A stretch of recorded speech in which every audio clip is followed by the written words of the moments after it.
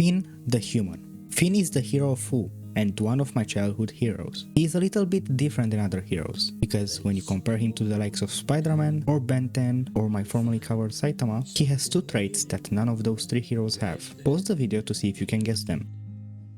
Okay, so the traits that I'm talking about are 1. As he grows, both in age and mind, he becomes more alone. Not because he's a hero, but because he truly is alone, since he is the last human, and that is a loneliness nobody in the lands of Ooo can ever understand. 2. Compared to the others, it feels like he likes being a hero. Peter Parker hates Spider-Man. Ben took the Omnitrix off between the OG series and Alien Force, and Saitama has major depression thanks to his overwhelming strength that makes him question if he should even be a hero anymore. I personally think that these two characteristics make Finn a great hero for his audience, since his audience is meant to be kids that grew along with him, again, both in age and mind. And this video will dive deeper into both the mind of Finn the human and Finn the hero of Ooo. So without further ado, let's answer the question: is Finn the human a hero? Like most stories, Finn's also has a beginning, and it starts while he's a baby. It answers the burning question: why is Finn the only human?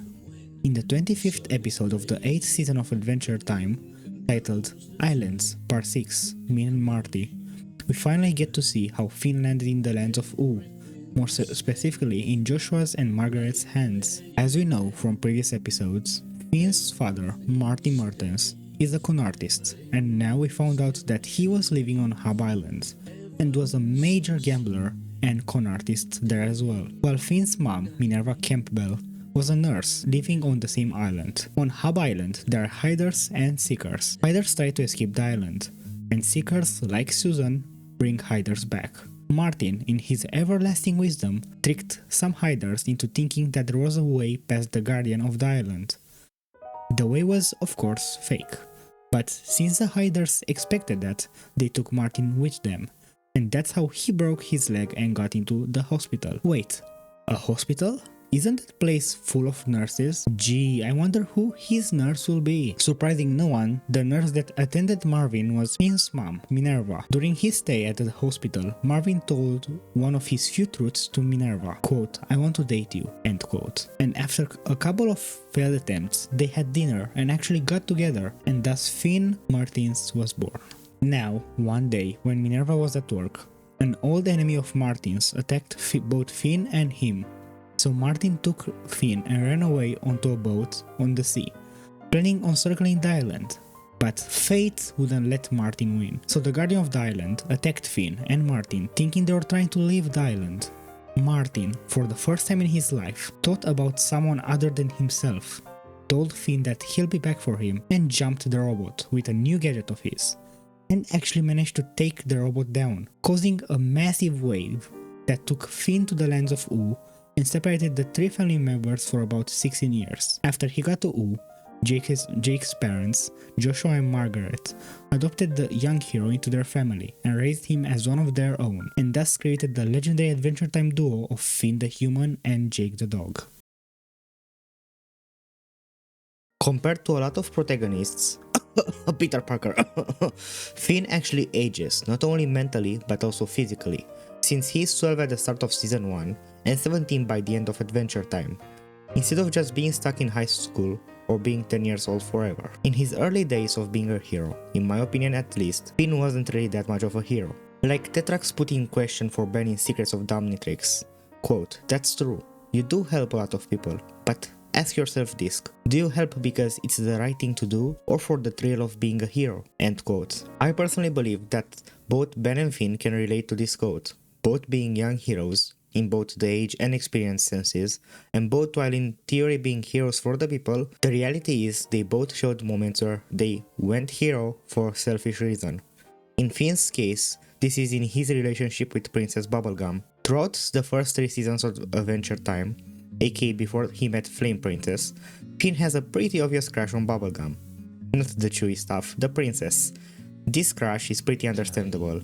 After all, he's a young boy that's going through puberty, and Bubblegum is the princess that he interacts with the most, and is also the most human-looking one. The only other human-looking female character that Finn interacts with a lot in the show is Marceline, and Finn isn't really into the evil girlies, which is ironic since both Flame and Bubblegum committed more crimes than Marcy. Anyway, this crush eventually turned into an obsession, and Finn developed the nice guy syndrome. He started believing that because he saved Bubblegum and the kingdom countless times, that she should like him more than a friend already. The reality that Finn didn't know though was that Bubblegum was hundreds of years old already, and that for her he was no different than any of her candy subjects. He eventually confessed his love for her in the episode Burning Low, because even though he thinks he has moved on from PB to FP, he still sees her normal interaction with him as romantic advances, and thinks, in a way because of Jake, that now because he is finally happy with FP, that PB is jealous of him and that she wants him back in their toxic cycle. Besides this, we also have Finn manipulating people throughout the seasons in order to get what he wants, from impersonating the Ice King in a hate letter for Flame Princess so he could see the two fight, to making a bunch of innocent animals in a forest do things for his movie to help Jake's gold, to later on hurting Jake by making the tiny lady Rainicorn be in love with Tiny Finn instead of Tiny Jake, this eventually even hurting Tiny Finn because he falls into depression, and last but not least, giving life to Nectar just to abandon and neglect him. While for me, these were the things that made young Finn a not so great hero, this heroic chapter of his life also has him learn things about being a true hero. The four characters that make this possible in my opinion are Ice King, Marceline, Flame Princess, and Joshua. The lessons Finn learned from the first three was simple. Never judge a book by its cover, and everybody deserves a second chance. How did Finn learn these lessons, you might ask? Well, all three of these characters have one thing in common. They were all evil. Let's start with Marceline first. Marceline is the vampire queen, and that by default makes her look evil in both the eyes of Finn and Jake. Add to that the fact that she took ownership of their house in her debut episode, and you got yourself one evil lady. Our second combatant is Ice King, the guy that fought and lost to Finn and Jake over and over again. He captures princesses Bowser style, and Finn rescues them Mario style. That's basically their gimmick. Our third and final character is Flame Princess. She was the evil daughter of the Flame King. Now, how did all these characters make Finn learn those two hard lessons? First, Flame Princess. While Finn could see the distraction that she had caused to the treehouse in her debut episode, along with the fact that Jake told him that she is evil, he still fell in love with her. What did that love result? Finn's first breakup, one episode in which Finn is basically a villain, and an eye-opening moment that that evil girl was just a broken teenager, much like himself. Her father locked her in a lamp and treated her like a villain thanks to Princess Bubblegum, and that actually made her become a villain. What snapped her out of it? Finn telling her that she actually likes her instead of hating her, and understanding that the distraction that she causes isn't because she wants to, it's just because she doesn't understand herself and her powers. So he gives her something her father never did: love. I mean, a second chance, and in turn she becomes a much better monarch for her people than her father ever was. Secondly, we have Marceline, the vampire queen. In the episode Henchman, Finn is forced to spend the whole night with Marcy, a night in which at the beginning he thought of her as evil. By the end of it though, he realized his mistake and gave her a second chance in his eyes, eventually becoming one of her best friends and convincing Jake, that was deathly afraid of vampires, that she was actually just a nice girl, that once like FP was thrown into unfortunate circumstances that Finn will find out thanks to our third candidate, the Ice King. One of the best two-part stories in Adventure Time is made possible thanks to Ice King's past in the episodes Holy Jolly Secrets and I Remember You. In these episodes, Finn, Jake, and the audience find out about Simon Petrikov, the man the Ice King was before the crown's madness erased him.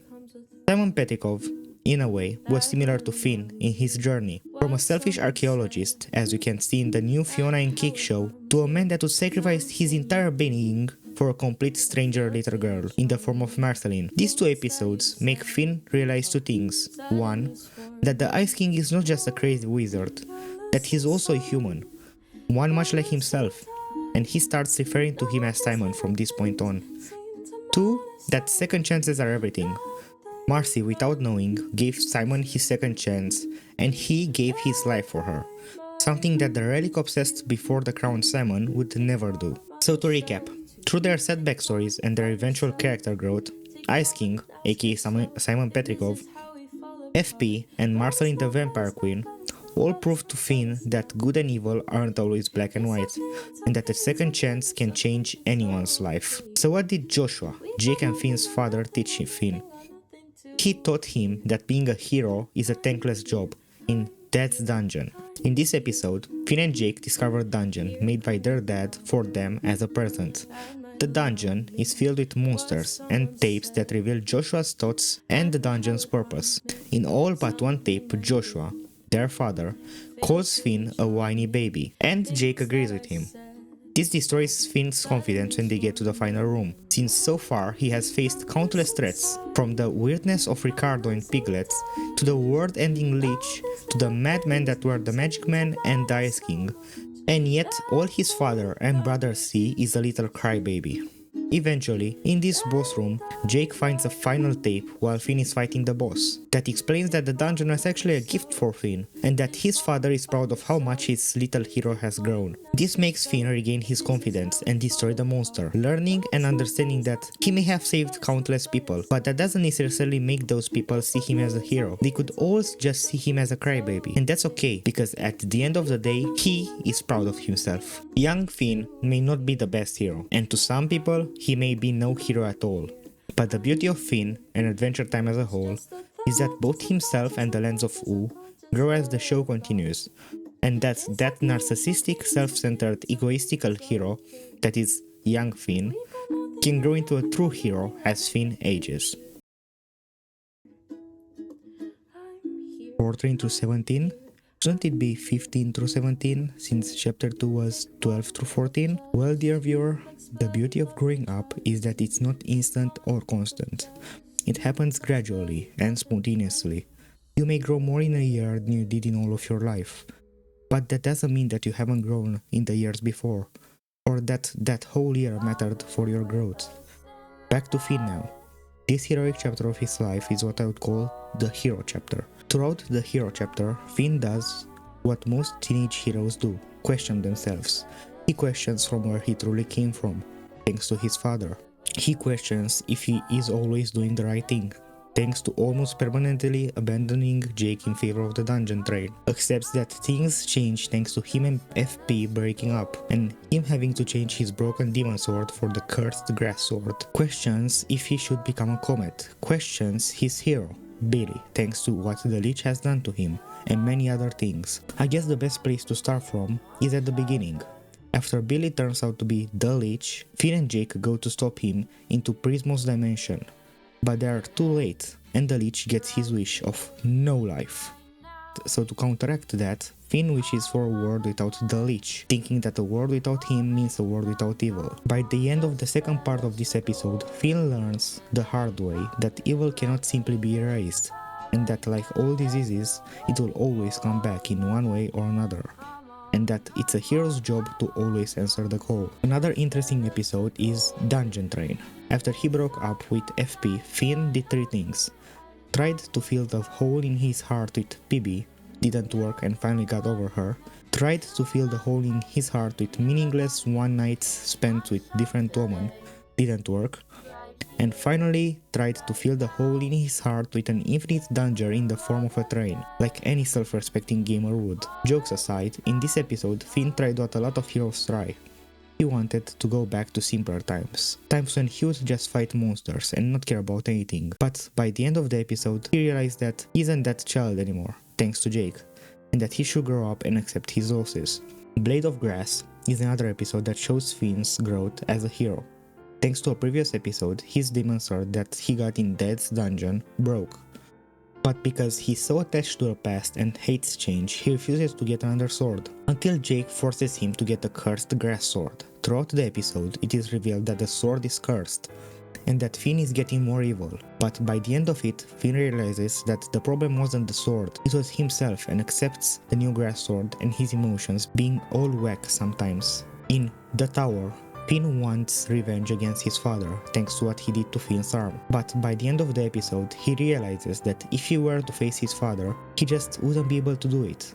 and accepts that revenge isn't the hero's way. In the comet, thanks to a cosmic entity, Finn realizes that his life on Ooo isn't that bad, and all the emotions and feelings he has experienced, good or bad, make him himself and his life his own. So he refuses ascension and comes back to Ooo, being more in tune with his emotions. In the episode Don't Look, Finn gets a magical pair of glasses that makes everything he looks at look like what he sees it as. Jake becomes a cool older brother, Bimo an angel, and Neptar a microwave. Finn becomes disgusted with himself since he turned Neptar into an inanimate object, so he gets a lecture from Jake and realizes that sometimes he may be a dumbass who sees things way too black and white.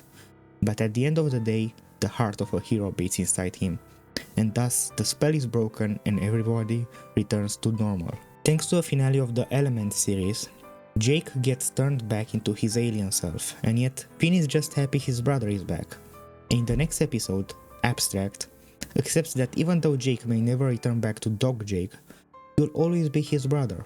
Fortunately, by the end of the episode, Jake becomes a dog again. In 3 buckets, Fern, a grass version of Finn, made through the combination of the Finn sword and the grass sword, tries to kill Finn in order to replace him, and instead of just killing him, Finn tries to talk Fern out of it, since he doesn't want one of them to come home in a box.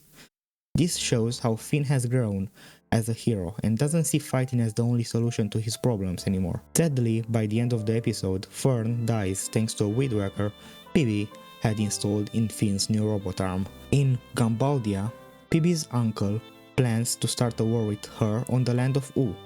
Finn, now more mature, tries to negotiate with him a peace treaty instead of just accepting that anything can be solved by battle, while he failed to actually stop the war. This action shows how much our hero has matured in his journey, from a kid that always punched his problems to a hero that knows how strong words can be. So TLDR, this is the hero chapter, because Finn grew from a selfish brat that always punched his way out of problems and only did heroing for the thrill and fame into a hero that understands both himself and the people he saves better. He knows that not everyone is plain evil, and that even though some people may look evil, some words said correctly along with a second chance may make them choose a different path. That, paired up with his acceptance of change thanks to his multiple swords and ever-changing friend group, plus the confidence he has gained in himself as a hero thanks to Jake's and his dad's words, make him a fine hero.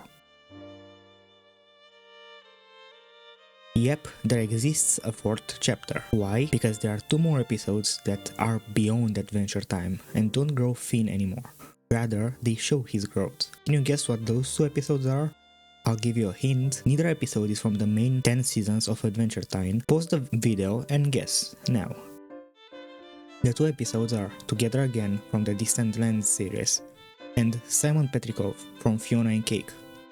Let's start in chronological order. In Simon Petrikov, we found out how is Simon's life in Ooo now that he isn't the Ice King anymore. He is severely depressed since he is just a normal human, living in a magic-filled world. He feels like he doesn't belong anywhere and wishes to see Betty again. So who jumps in to help poor Simon? Our hero Finn, the 20-something-old human. So how does Finn help Simon? He shows him what he does when he misses Jake and feels depressed. He fights monsters in caves. After their cave hunting journey, Simon thanks Finn since even though he didn't do much for him, he still took his mind away from things and that he appreciates the help. And Finn just tells him that he loves helping people. In this one scene we can see how much Finn has grown as a hero. He didn't have to help Simon. He didn't do it for the thrill either since he basically Saitamed those monsters, so he couldn't really feel anything from it. He also didn't gain anything from Simon, so why did he help? Because he saw someone in need and wanted to help. Even better, Simon didn't tell Finn that something was wrong. Finn figured it out himself, so he is also showing how he gets people now, and doesn't just think with his fists. Now, for the almost final episode of Adventure Time in chronological order, Together Again. In this episode, both Finn and Jake are dead. Finn is happy because now that he's dead, he can finally see Jake again. But he finds out that Jake is in the 50th dead world, and that's basically impossible to get into. He eventually gets to meet Jake and just pours out all the things he's felt ever since Jake has died. All the sadness and sorrow, how afraid he has felt and how lonely he has felt without his brother. Finn has grown. He isn't a 12-year-old anymore that can't understand his emotions and just shuts himself down when he feels down and sad. He talks about them to the people he knows he can trust and explains them since he himself can understand how and why he feels the way he does. That's not the only reason that this episode is here. By the end of the episode, Finn and Jake get a choice: remain in death or reincarnate. And even though Finn admits that when Jake died he felt lost and that a part of him died with him, he chooses to reincarnate without Jake because he has learned to let go and that everyone deserves to live the way they want to. If Jake wants to live in death, so be it. Finn the human still has worlds to save. Even though eventually Jake joins him in reincarnation and they become reincarnated bros, Finn shows here that he has finally learned to let go and accept change, no matter how sad and drastic it is. For Saitama, his theme song represented himself better than anything. For Finn, his title represents himself better than anything else. The human. Not because he's the last human, but because he is human. He has flaws, he has desires, he has dreams and wishes. And he doesn't always realize his goals, but he never gives up because most of us have failed somewhere, sometime, and yet we keep trying because it is human to fail and grow for ourselves and those around us. And that, in my opinion, makes Finn the human a true hero.